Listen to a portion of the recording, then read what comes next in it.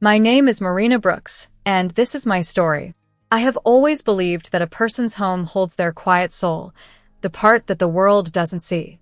My house, a small red brick building with white shutters, sits on a quiet street in Flagstaff, Arizona, nestled under tall pines that whisper when the wind passes through. I bought it 5 years ago, after years of saving for my design business, Brooks and Beam Interiors. Every paycheck, every bonus, every late-night client call, it all led to that down payment. It was my pride and my peace. The deed carried only one name, mine. That week, I had been in Boulder, Colorado, working on a contract for a small hotel renovation. The job wrapped up faster than expected, and I finished 2 days early. Most people would have stayed to rest, maybe visited a friend, but all I wanted was my bed, my kitchen, my routine. I caught the late bus back to Flagstaff.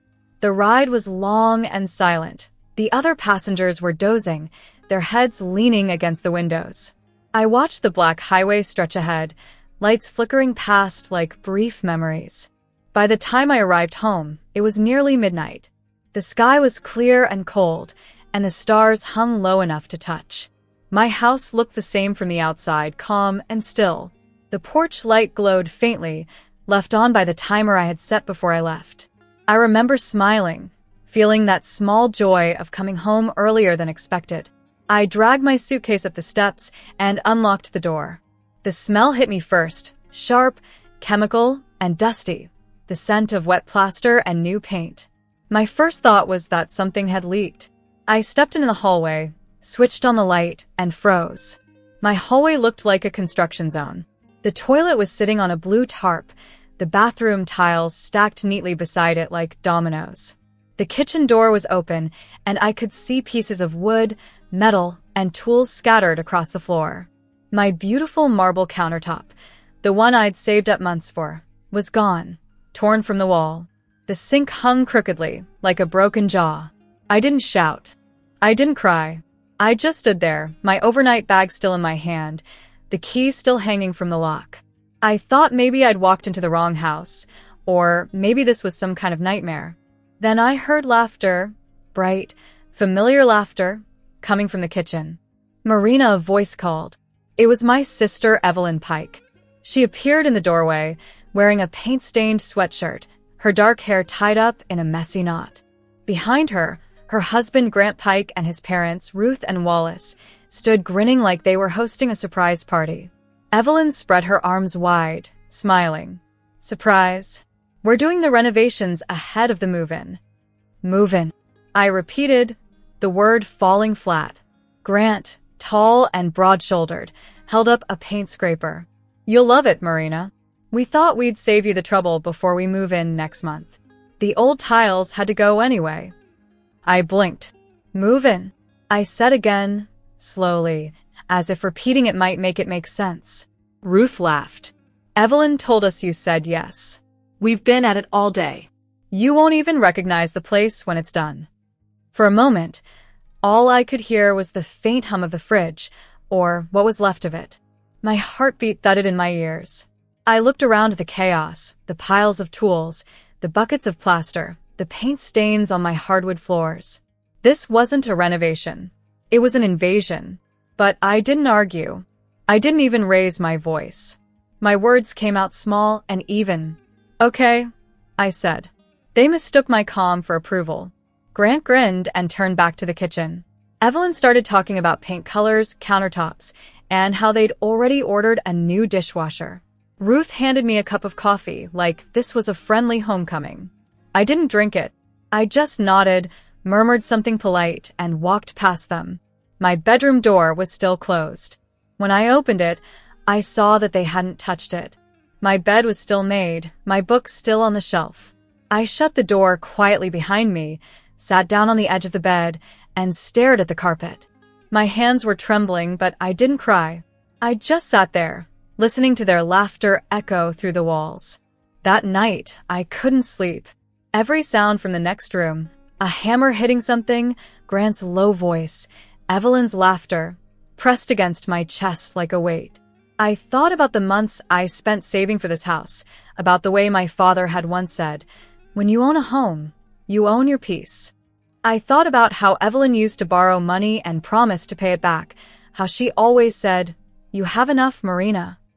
Maybe she thought I wouldn't mind. Maybe she thought family meant permission. At around 2 in the morning, I got up, walked quietly into the hallway, and looked at the mess again. The smell was worse now, fresh paint mixed with damp plaster. The toilet sat like a ghost in the hall. The tiles gleamed under the dim light. I stepped over a bucket and peeked into the kitchen. They had set up sleeping bags on the floor. Evelyn was asleep, her arm draped over Grant. Ruth and Wallace were snoring softly on the couch. It was my house. My name was on every bill, every document, every legal paper. And yet, I felt like a stranger in my own home. I went back to my room, sat at my desk, and opened my old silver laptop. The screen's glow filled the dark room. I opened my email and searched for the house deed file. When I found it, I stared at the line that said property owner, Marina and Brooks. I whispered the words to myself, as if they were a spell that might protect me. The next morning, I planned to call my lawyer just to ask what could be done. I didn't know yet that it would all turn into something much bigger.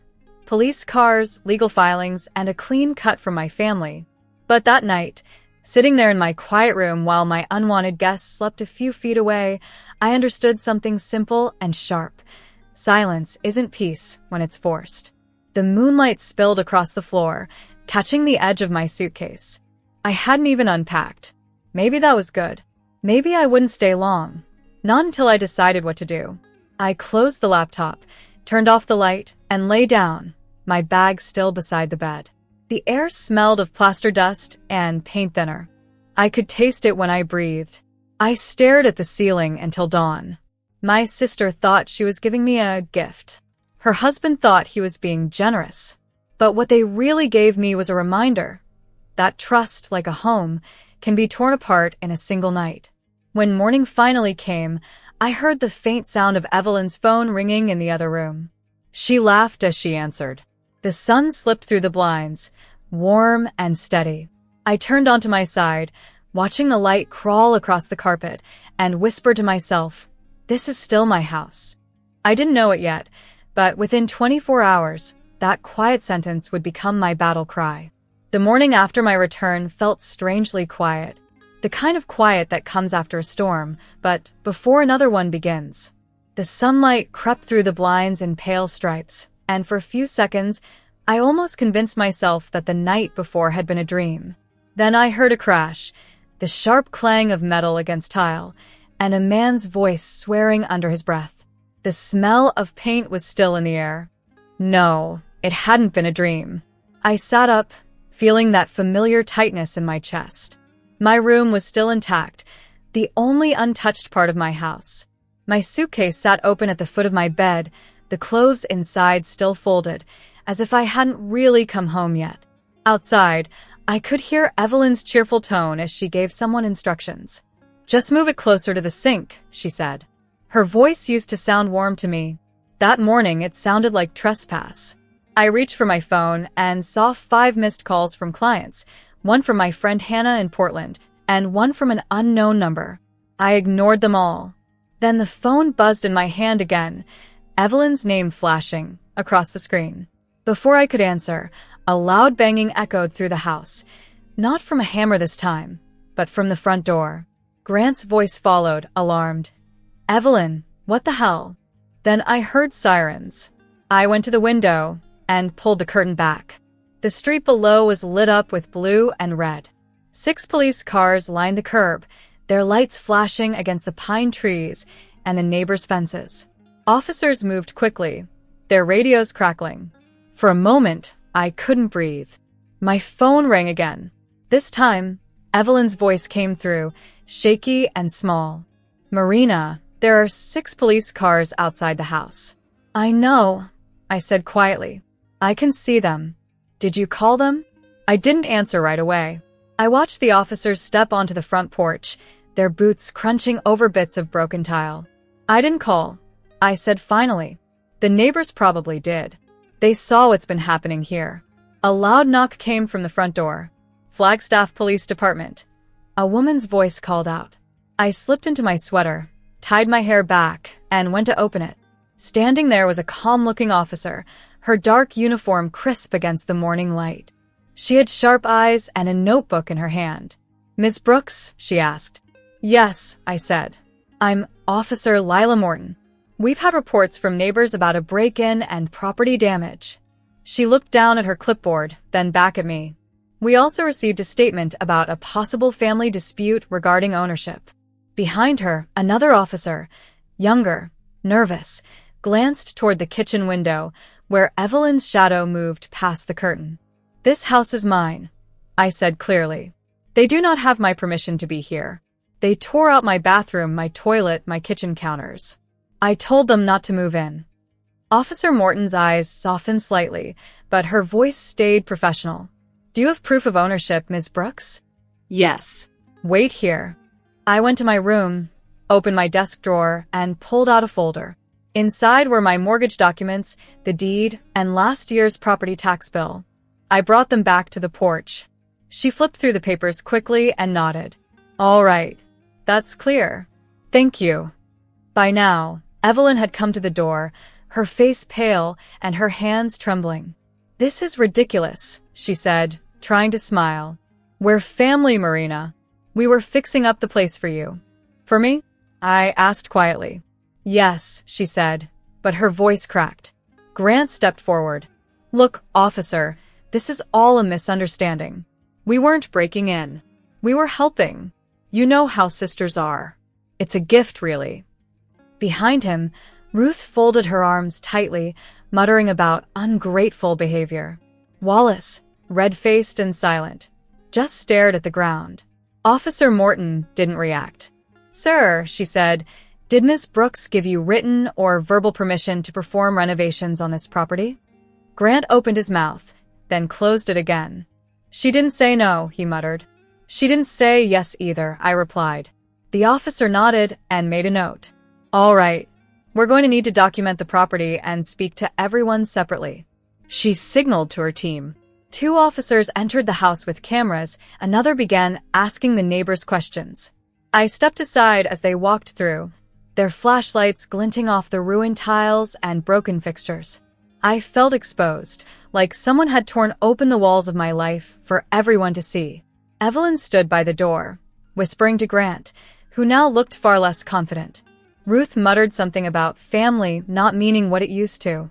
Wallace sighed, shaking his head. Officer Morton returned a few minutes later, her notebook full. "Ms. Brooks," she said, "would you be willing to provide a written statement today?" "Yes," I said. "I'll do it now." We sat at the small porch table, the same one where I used to have coffee on summer mornings. My hands trembled as I wrote. I explained how I'd returned early from Boulder, found my home torn apart, and was told by my sister that they were moving in. I wrote how I never gave permission for any renovations, and how I had proof of ownership. When I was done, I signed the bottom of the page and handed it to her. She read it carefully, then nodded. "This helps a lot," she said. "We'll file the report and forward it to the county office." As she turned to leave, she paused. "I have to say, Ms. Brooks, you handled this calmly. Most people would have lost their temper." "I already lost enough," I said. She gave a faint smile. "Fair enough." When the officers left, the street slowly returned to normal. The flashing lights faded, and the sound of engines drifted away down the hill. Evelyn stood on the porch, her face pale, eyes full of something between shame and fear. "Marina," she said, "we didn't mean—" "I don't want to talk about it," I said quietly. "Not now." Grant tried to speak, but I turned and went back inside. The house was a wreck, but for the first time since I'd returned, it felt like mine again. The air was still thick with dust, but the silence had weight, a kind of protection. I stood in the middle of the kitchen, looking at the place where the sink used to be. My reflection shone faintly in the metal of the torn pipes. The day had started with sirens and ended in quiet, but I knew it wasn't over. Outside, I could still see faint tire marks on the road where the police cars had been. The neighbors peeked through their blinds, pretending not to. Somewhere down the street, a dog barked once, then stopped. I leaned against the doorway, folded my arms, and took a deep breath. My heart was still pounding, but underneath it all was a slow, steady rhythm. The feeling that comes when something wrong finally starts to be made right. That night, I locked every door and every window. I checked them twice. The house smelled like paint and dust, but also, faintly, like peace trying to return. I didn't know what would happen next, but I knew one thing. I wasn't leaving my home again. Not for a business trip, not for a weekend, not for anyone. This house was mine, and after that morning, no one would ever forget it. The next morning, sunlight slid across the kitchen floor, catching on the piles of torn tile and broken wood. My house felt like a stranger's place, hollow, rearranged, violated. But beneath that mess, something steady had awakened in me. The will to take my home back. I showered in silence, using the half-installed bathroom sink, then made a strong cup of coffee and sat by the window. I could hear my sister and her husband whispering upstairs, their voices sharp and nervous. I didn't listen to their words. I had stopped caring. What mattered now was that the house was legally mine, and I was going to prove it. At 8:30 a.m., I called Jordan Hale, a real estate attorney whose office was downtown in Flagstaff. His tone turned professional the second he heard what had happened. "They entered your property without consent?" he asked. "Yes," I said. "They tore up my kitchen, bathroom, and toilet. They even ordered materials in my name." He let out a low whistle. "Bring me everything, photos, receipts, your deed. This qualifies as unlawful entry and property damage. We'll file a case today." Within an hour, I had my folder ready, the house deed, my mortgage records, and printed photos of the destruction.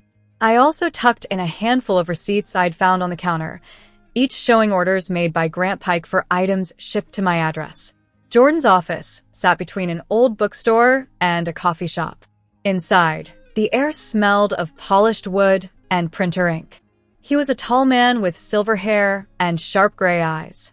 He flipped through my documents carefully. "This is clear-cut," he said. "They'll try to say it was a misunderstanding, but the law doesn't see it that way.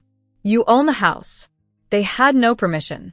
He drafted the complaint himself, quiet, efficient, deliberate. I signed every page, without hesitation.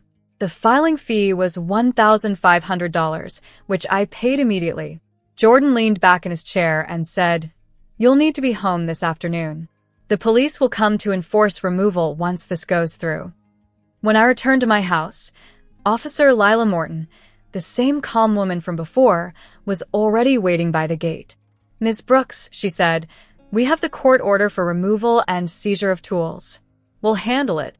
Inside, chaos unfolded. Evelyn was pacing the living room, her voice high with panic. Grant tried to talk over her, waving his hands, while his parents packed boxes in silence. The police entered quietly but firmly. Officer Morton's voice carried through the hallway. "You are required to vacate the property immediately. All construction tools must be collected and removed. You are not to return without written consent from Ms. Brooks." Grant glared at me. "We were helping you. You're really calling the cops on your own family?" I met his eyes. "You helped yourself." Evelyn began to cry. "Marina, please. We just wanted to make it better for everyone." I shook my head. "You wanted to move into something that isn't yours." The officers guided them out. No shouting, no handcuffs, just quiet humiliation. Watching them leave, I felt both heartbreak and relief. Evelyn looked back at me once from the sidewalk, her face pale and streaked with tears. "You didn't have to do this," she whispered. "Yes," I said softly. "I did." By late afternoon, Jordan called with updates. The case had gone through Judge Carla Newton, who issued a preliminary ruling within hours. Because all the paperwork proved my ownership, the court recognized my claim immediately. Evelyn and her family were charged with property damage and trespassing. A local contractor, hired by Jordan to estimate the damage, sent a report that evening. $6,200 for the bathroom, $3,750 for the kitchen, plus the cost of cleaning and repairs, nearly $10,000 total. The judge added fines for unlawful entry and unauthorized renovation, bringing the total penalty to $18,400. When I heard the number, I closed my eyes and exhaled. For the first time in days, I felt the ground under me again. That night, as the police escorted them to collect the last of their things, Evelyn came up the steps holding a box of tools. "We'll pay," she said quietly. "I'm sorry." I didn't answer. I just stood in the doorway and watched her walk to the car. When they were gone, I stepped inside and locked the door. The house was damaged, yes, but the air felt different. It belonged to me again. The silence was no longer heavy. It was clean, earned. I walked through each room, tracing the walls with my fingertips. My house was scarred but still standing, just like me. And as the night settled over Flagstaff, I whispered into the stillness, "It's over." But deep down, I knew it wasn't over yet. Not entirely. Because money could fix walls, but trust? That was gone forever. The morning after the court ruling felt like waking up in a new world. Not because anything magical had happened overnight, but because peace had finally returned to the air. For the first time in weeks, my home was empty. No voices echoing through the walls. No laughter from people who didn't belong. No clattering of tools or footsteps on my stairs. Just silence, clean and deep. I stood in the doorway of the kitchen, looking at what was left of the mess.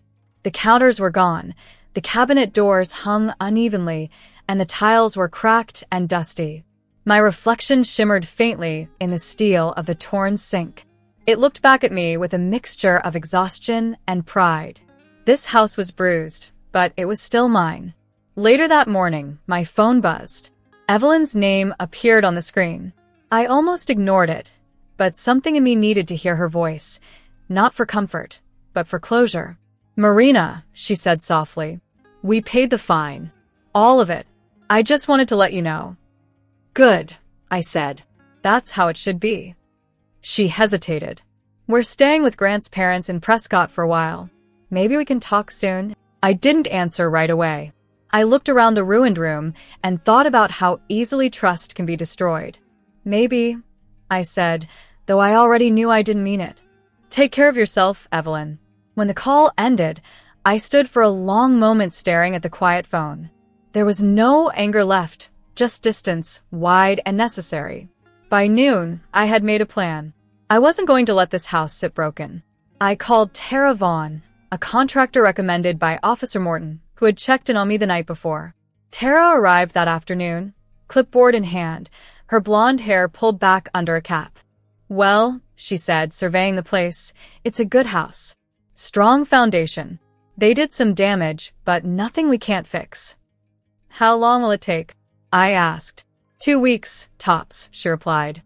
"Bathroom first, kitchen second. We'll make it right again." I nodded. "Do it." The crew began the next morning. For days, my house hummed with the sounds of hammers and drills, but this time, it was the sound of healing, not intrusion. I brought the workers coffee every morning, watched as they reinstalled the toilet and retiled the bathroom. The air smelled of plaster again, but now it carried a promise. When the kitchen counters arrived, smooth gray granite, cool under my fingertips, I felt something loosen inside me. It wasn't about the money, though I paid $9,950 in total and kept every receipt in a new blue folder labeled Home Repairs.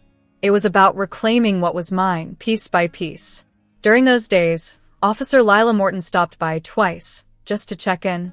She waved from her car each time, and I waved back. Her quiet kindness had steadied me through the worst part, and I would always remember that. At night, when the workers were gone and the tools were packed away, I sat at the small table by the kitchen window.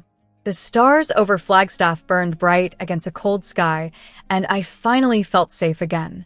I began keeping a journal, something I hadn't done in years, writing down every person who had helped me. Jordan Hale, my attorney. Officer Lila Morton, who listened first and spoke second. Tara Vaughn and her crew, who rebuilt what others destroyed. Mr. Colton, my neighbor, who brought coffee and kept watch when things got bad. I also made another list, a shorter one, of things I would never allow again. People entering my home without my permission. Surprise gifts or forced help. Raised voices in my safe space. Trust without proof. 2 weeks later, when the final repairs were done, the house looked whole again. The bathroom gleamed white and clean. The kitchen smelled faintly of new wood and soap. Even the hallway, once lined with dust and broken tiles, now shone beneath a fresh coat of paint. I stood in the doorway that evening, watching the sunset turn the windows gold. The quiet hum of the refrigerator filled the house, steady and familiar. For the first time in a long time, I smiled. That weekend, I took a small trip to Prescott, not to see Evelyn, but to breathe, to remind myself that there was more to the world than courtrooms and repairs. I wandered through antique shops, bought new towels, and stopped at a cafe where no one knew my name. The waitress called me honey and asked about my day, and it felt good to be just another face in a room full of strangers. On the drive home, the highway stretched endlessly ahead, winding through pine forests and red rock hills. The sky over America was wide and forgiving. For a moment, I thought about Europe, places I'd only ever dreamed of visiting, but I knew deep down my story belonged here. This was my country, my home, my fight. When I pulled into my driveway, the porch light blinked on automatically, the timer I'd set weeks earlier still faithful. The house glowed warmly in the dusk, quiet and proud. I turned off the engine and sat there for a while, watching the light spill over the front steps. Inside, everything felt new yet familiar. I brewed a cup of chamomile tea, leaned against the counter, and listened to the sound of my own breathing. The house didn't feel like an empty shell anymore. It felt alive, as if it had forgiven me for what had happened. People say family matters are messy. They are. But houses have rules, walls, studs, and boundaries that mean something. Money can be counted. Walls can be repaired. But respect, once broken, doesn't rebuild so easily. My name is Marina Brooks, and my name is on this house. That's what matters. I told the truth, filed the case, stood my ground, and let the law and the silence do the rest. Now the kitchen smells like soap again. The bathroom works. The front door locks with a clean, confident click. And every time I walk through these rooms, I feel that quiet, powerful truth settle inside me. I am home. That's the whole story, 4 rooms, 4 chapters, 1 life reclaimed. And though the scars remain, so does the peace. I count my blessings now not in dollars, but in stillness. Because in the end, that's what freedom sounds like. Nothing at all.